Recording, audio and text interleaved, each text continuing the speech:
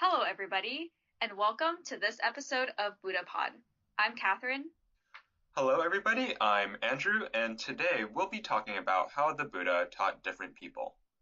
So, last time we talked about the Buddha's life up until the awakening, and today we will actually be talking about life after his awakening, especially his teachings. So, right when the Buddha attained awakening, he said that all sentient beings inherently possess the wisdom and nature of the Buddha. And this is from chapter 32 of the Avatamsaka Sutra. We'll try to have references and citations as we go along, and we'll put that in the descriptions as well.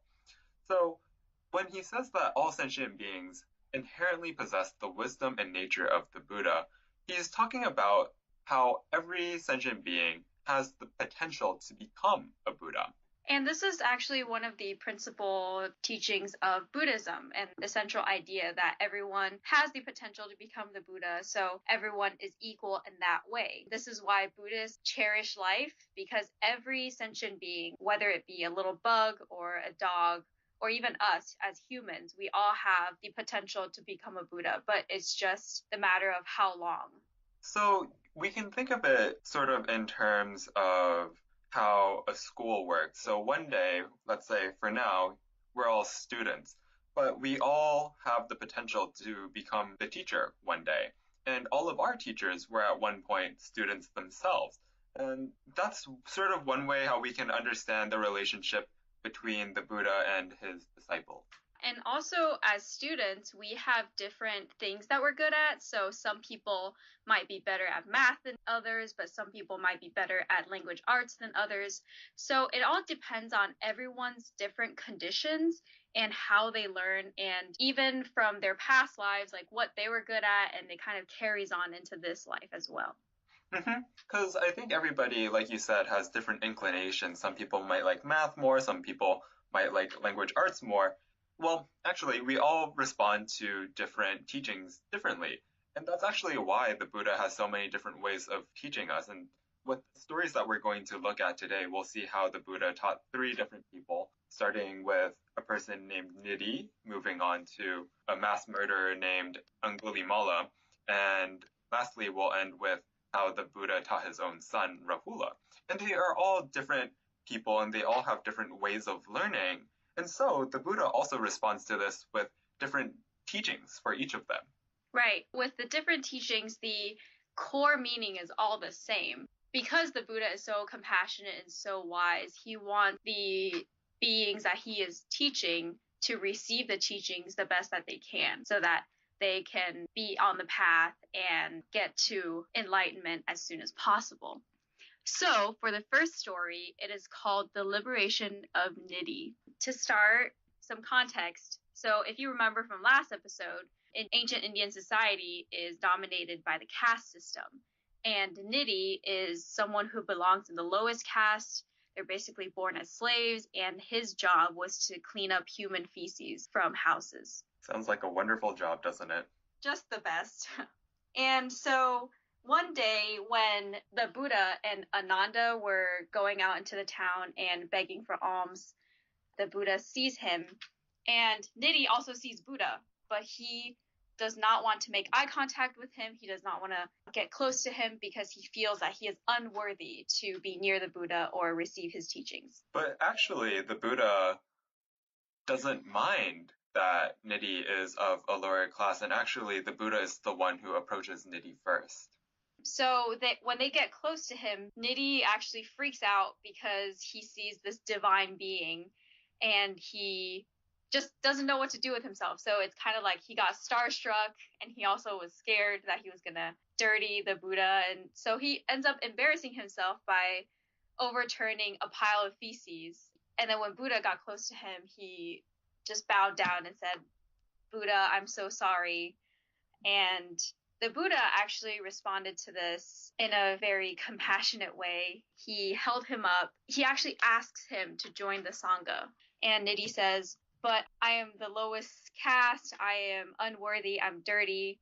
In one of the versions of the story, the Buddha actually says, "You clean the filth from people's homes, but I clean the filth from people's hearts. Therefore, we are the same." And so upon hearing this, Nidhi is very touched. He accepts the Buddha's offer to join the Sangha, and that's how he became a part of the Sangha. So after he joins the Sangha, people are gossiping and people say things like, oh, how can I accept someone like Nidhi into my house? How am I supposed to give him offerings? He's going to make everything dirty. And so all of this eventually spread throughout the kingdom, and it got to the king, who went to the Buddha to ask what was going on.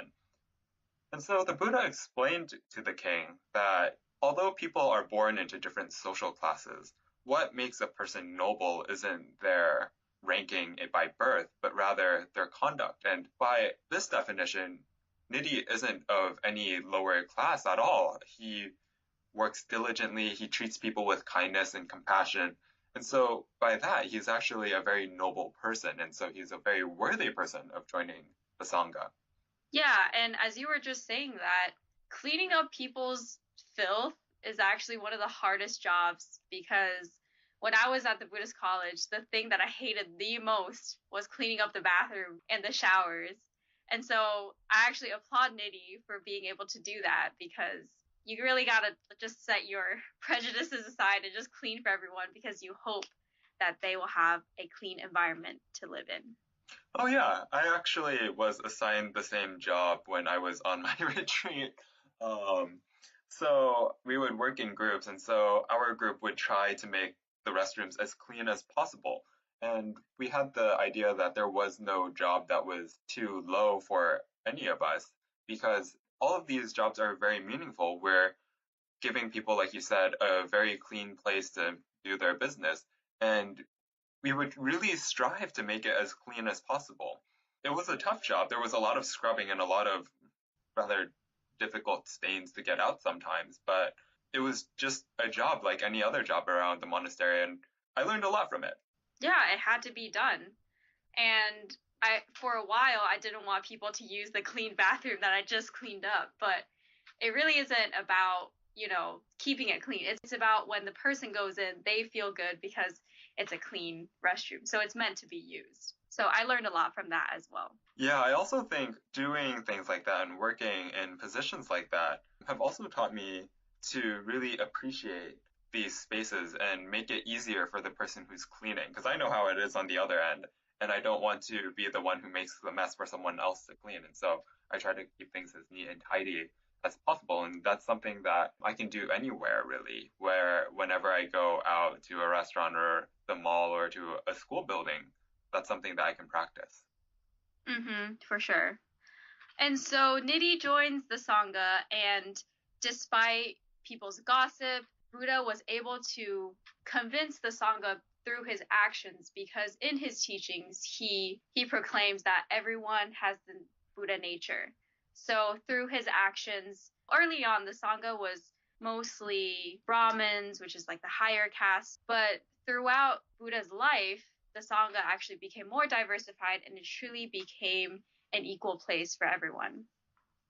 So the next story that we wanted to share today is the story of Angulimala, and this story is from the middle-length discourses of the Buddha.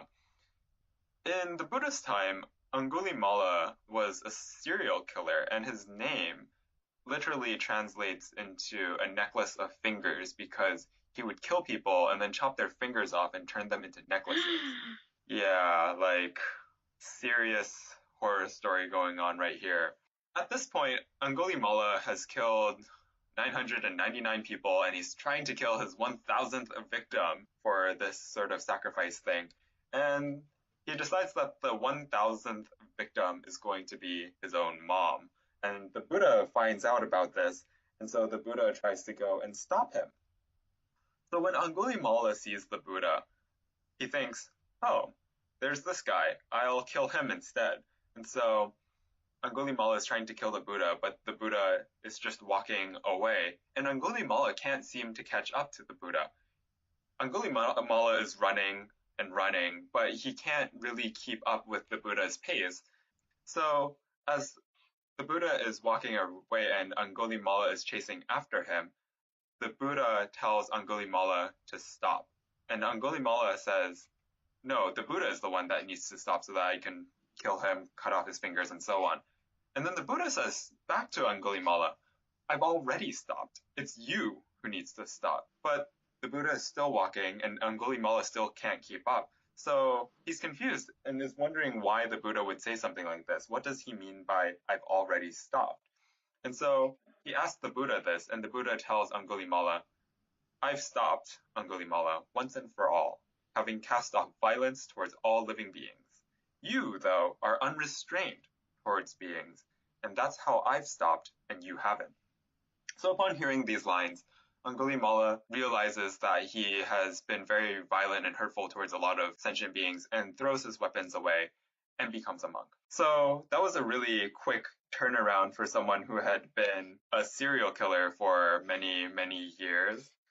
So the thing is that we each have different things that we respond to. For example, upon hearing this line, I don't know how many of us are going to suddenly throw our weapons away and become monastics. But again, it's because this was told to Angulimala and not us specifically. So we can understand the story, but these lines don't resonate with us and we don't have the same feeling that Angulimala was because we're not in that same position. But for him, that's what transformed him. And actually, after Angulimala becomes a monk, the king of the country that they're in is trying to find and arrest Angulimala. So the king comes with all of his troops and he goes to tell the Buddha that, yeah, I'm here to find this serial killer. And the Buddha says to him, well, what if I told you that this serial killer is actually a monk now? And the king says, well, if he's a monk now, I would treat him the same as any other monk, make offerings to him, and so on and so forth. And so the Buddha says, well, he is a monk now. He's sitting right over there. And the king looks and says, are you really Angulimala? And he says, yes, I'm so sorry for what I've done, so on and so forth. And then the king is really surprised that someone who had been so violent could become a monk. And I think this is part of what we mean in Buddhism by all sentient beings have this potential to become a Buddha. All sentient beings have a potential to change. And a lot of times people are in certain situations because of their past conditions and whatnot. But all of this is impermanent and all of these things can change if other conditions appear. So for example, by meeting the Buddha, Angulimala stopped killing and eventually attained awakening and became an arhat. But even though he found this new path of becoming a monk and repenting for his past wrongdoings, it still doesn't excuse him for what he did. So later on, he will have to live out his karmic retributions and he will have to suffer those consequences. But a change is a change, and it is important to the king and like the whole Sangha and Buddha that he did not hold on to the past and knowing that it's wrong, but from now on, he is able to repent and start anew. And actually, Angulimala, even after he became awakened and after he became an arhat, when he would go on his alms rounds, he would get heckled by the villagers and people would throw stones at him and curse him out and treat him just terribly because in their minds, he was still a serial killer. He was still the person who murdered their children or their parents and so on. And so all of those feelings were still very raw. And of course, that's very understandable for what he had done. And he, knowing what he had done, didn't hold the villagers in any contempt for their treatment of him. As you were talking about his story, as a bystander, I feel that sometimes when I read about something, like, for example, a serial killer or like a serial rapist, I would feel like extremely angry and feel disgusted towards this person. Buddha is able to transcend because he is awakened and be compassionate towards him even though he has done all of these bad things and still give him the teachings that he needed to, because his ultimate goal is to make him realize and help him reach awakening. And I think it's partly because when we see people doing terrible things, we attribute that to some sort of core part of their identity that we believe doesn't change.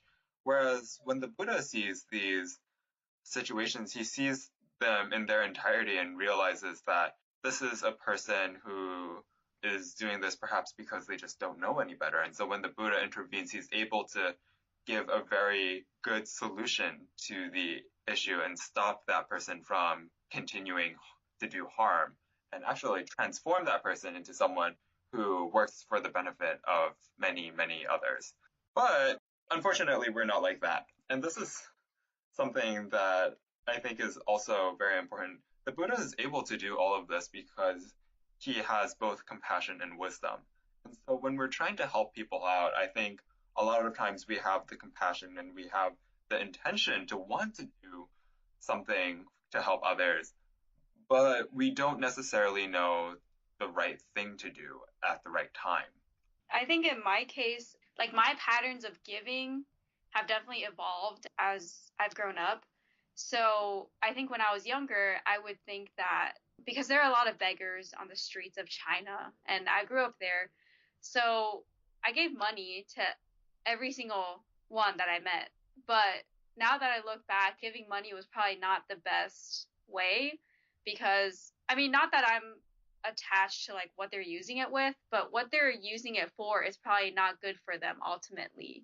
As I grow up though, my sister was actually a really good example for me because one time she saw someone on the streets and she got them necessities like toilet paper and different stuff like that. So I think that is much more fitting to give them these necessities than money because they can actually use that and not be tempted by the money.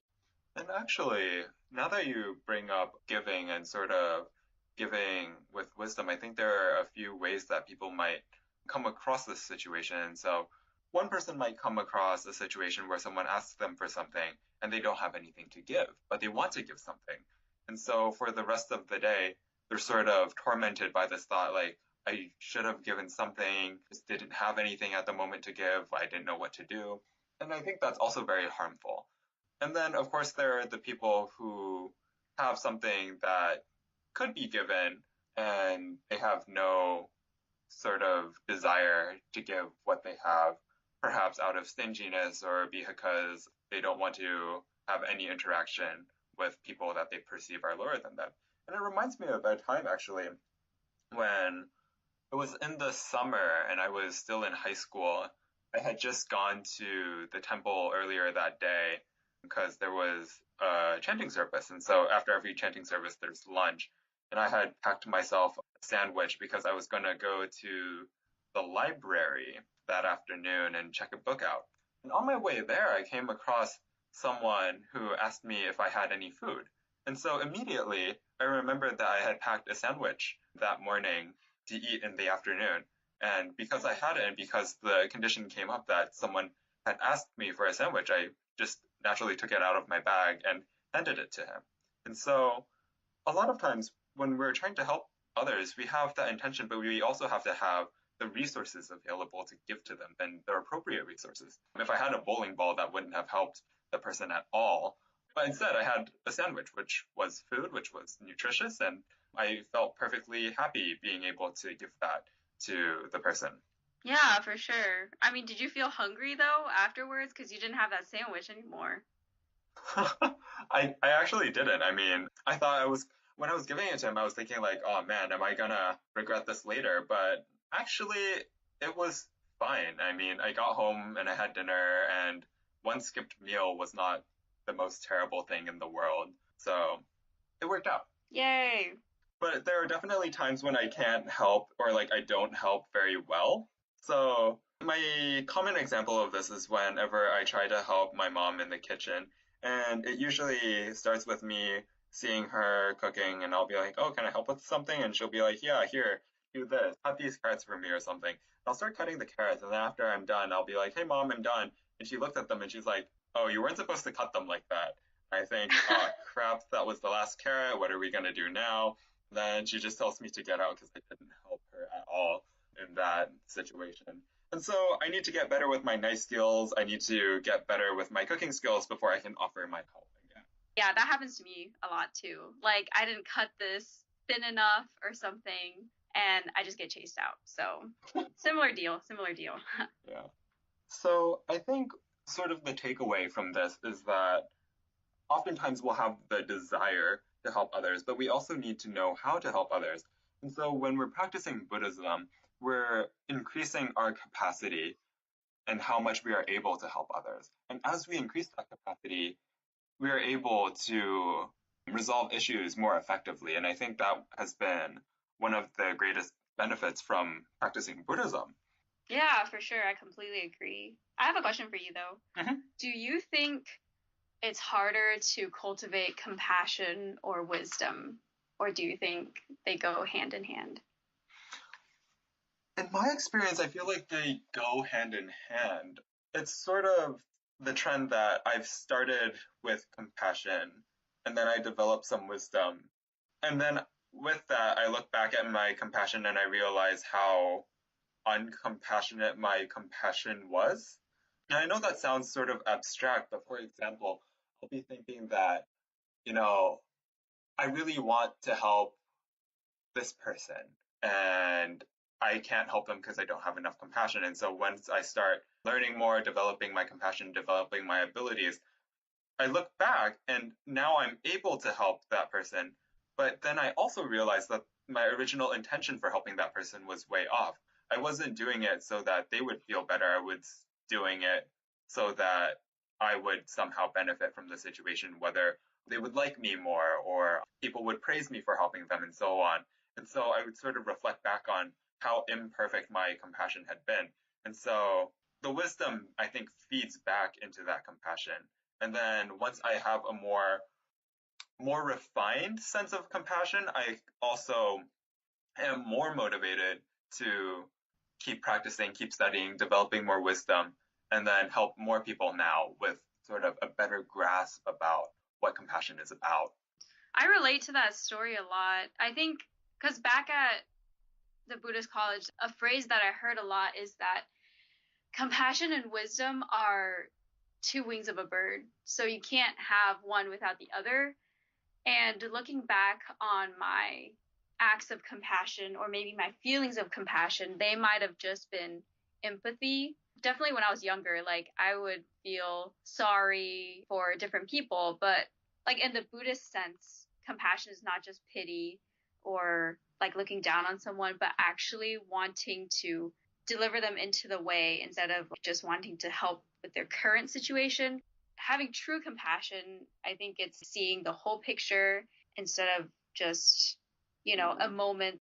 So I've definitely like grown a lot too from my Buddhist practice and elevated my sense of compassion. And with wisdom, that's when I can really help the other person.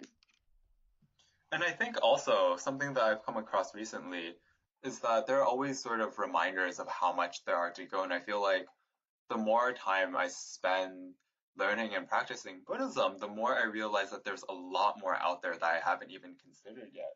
And I think one of the most recent examples with compassion is I had actually gone for a while thinking that, I think I'm doing pretty good in compassion right now. And as soon as I gave myself that pat on the back, I realized that I was very far from that because I was actually getting tired of being compassionate. And that compassion, I guess you could call it sort of like a compassion burnout or compassion fatigue, where I realized that, this wasn't how compassion is supposed to be, in that it shouldn't have been draining me. It shouldn't have been an exhausting thing. And since realizing that, I've been sort of reflecting back and forth, thinking, okay, so what's wrong with this foundation? What's wrong with this foundation of compassion, and how should I correct it so that I can be compassionate and truly be compassionate for others and not just put on the show of compassion and then burn myself out while trying to do that. The thing about the Bodhisattva path is that, it is for others. And so once you take the self out, because like I feel like the reason why I get burned out sometimes is because I want something to gain. But, once you take the I out of the equation, I feel like it becomes easier and your range becomes bigger. Yeah, I feel like your circle of compassion expands, right? Is that where you're trying to get at? Yeah. And also sometimes I think about like when we're practicing the Bodhisattva way and when we're learning from the Buddha, their compassion is so big. It covers all sentient beings, right? The Buddha is compassionate towards all sentient beings. And sometimes I think to myself, so how many beings am I compassionate towards? And I think I can actually typically count them all out. Like, okay, so I I can be compassionate towards my parents, my friends, my other extended family, and so on. And it's like the farther and farther away I get, it's harder to be compassionate until I start bringing up people that I've had issues with, and then it becomes really hard to be compassionate. And then I see very clearly that this is the limit where I'm at right now, and how am I supposed to help all sentient beings if I can't help a dozen beings? Yeah, it's because we're still human and we're still all on this path. So it is a process. And the fact that you realize your circle of compassion is not as big as you want it to be is already a big step. And so when you realize that your compassion could be bigger, it could include more people, more beings, then you are on the right path to great compassion. So for the third story, it's about Buddha's son Rahula. And even though he's the son of Buddha, he still doesn't get special treatment. The Buddha treats everyone the same.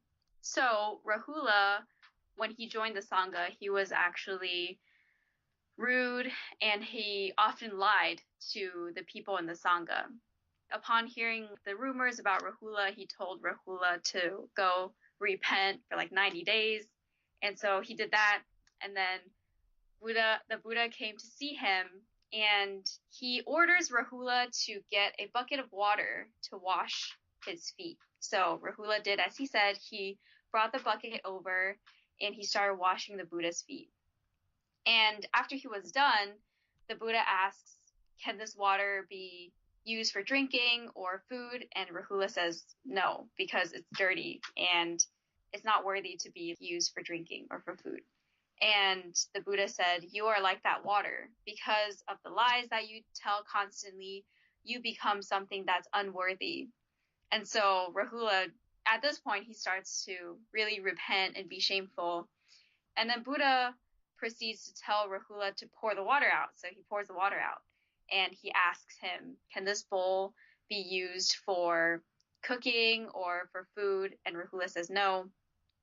And the Buddha again says, you are like this bowl. Because of your lies and you couldn't control your thoughts, you are like this bowl that has been devalued. And so after hearing that, Rahula keeps repenting because he's like, oh gosh, what have I done?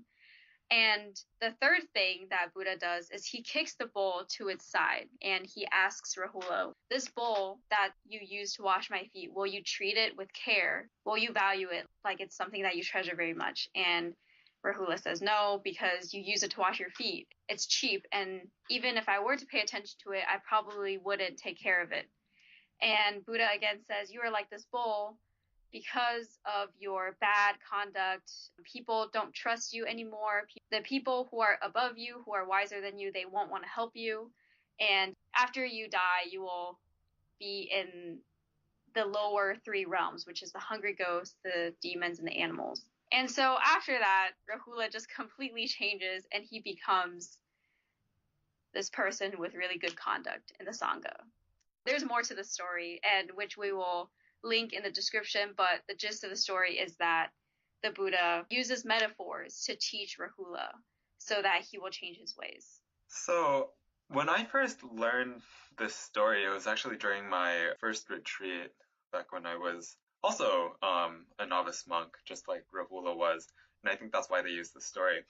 But I was always thinking, if I was in that situation, okay, so you wash your feet in the bowl and you pour the water out, so you stop lying, or you stop doing what has been hurting others, people are still going to look at you differently. The results of what you've done can't be taken back. You can't take all of your words back and say, pretend I never said any of that, because you already have. You've already insulted people, you've lied to people, and all of that stays.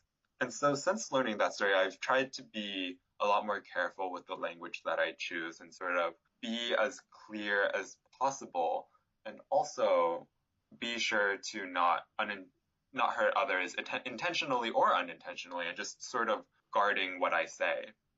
And I think it's after that I started learning Buddhism is that I saw the power of words, because it really puts an emphasis on, there's this thing called verbal karma, and it's as serious as stuff that you do wrong. which at first really surprised me because there's this idea that words don't really matter. It's your actions that matter, but in Buddhism, they say that your words matter as much as your actions. So in the Noble Eightfold Paths, one of them is right speech. It's how you should guide your life. Mm-hmm. And I think going back a bit to what you were talking about with verbal karma, I think your physical karma and your verbal karma and even your mental karma are very influential. And so there's the line that goes like, sticks and stones may break my bones, but words will never hurt me. In the Buddha sense, sticks and stones are physical things and you can hurt people with them, but you can also hurt people with your words too. And I don't think there's any denying that we have all experienced pain through verbal conduct before, whether someone is scolding us or we've been lied to and we feel very hurt because someone lied to us, or people have insulted us and so on. So I think it's very important to just make that clear that we do have to be careful with our physical actions and how we hurt people physically, but also how we hurt people through our words. And I just wanted to reiterate that. This story is a little bit different from the other stories in that Buddha is trying to discipline Rahula, but he doesn't use the conventional methods of disciplining. Like, his words are impactful, but they're not mean by any means. And they actually are very effective against Rahula because Rahula is a novice monk, so he's young and impressionable, and he uses this metaphor to really knock the lesson into him rather than scolding him. And so I think through all the three of these stories, we can kind of get a sense of how the Buddha teaches different people. And there are many, many other stories out there, but these are just a few of them that we've chosen for this episode. Yeah, I feel that these stories are good examples of the Buddha sees the person, so he knows what ways are the most effective for them. That's why if you walk into a Buddhist library, there's just a whole wall of sutras for you to go through. So you will find something. You don't have to read everything, but you will find something that's right for you. Definitely. And I think going back to what we were talking about in episode 1 with starting in Buddhism, sometimes you have so many books that you don't know which one to start with. And I think in those cases, just start with what you have and what resources are most accessible for you, and the others will come as you practice Buddhism. Yeah, for sure. So that concludes the 3rd episode of BuddhaPod. I want to take this chance to thank everyone who is supporting us. Well, that concludes our 3rd episode of BuddhaPod. I just want to take this chance to thank everyone who's supporting us and Leanne, who has volunteered to transcribe our podcast for us. So we actually have another volunteer who has been helping us turn our podcast into YouTube videos, and that is Kyla. Thank you for your hard work in doing that. And so also with the help of our new volunteers on the team, we are now on the website, BuddhaPod.org. We're on YouTube, we're on SoundCloud, we're on Facebook, and soon we will also be on iTunes. Tune in on your iPhones because I know all y'all have one. And as always, if you have any topics that you would want us to cover, or if you're interested in something, please send us an email or a Facebook message and we'll see if we can put it on the list. Thank you for listening. Thank you. And we always appreciate comments. So leave a comment on Facebook or our website. We really appreciate it. And please give us some feedback on how we can improve. Again, I'm Catherine. And I'm Andrew. Bye. See y'all next week.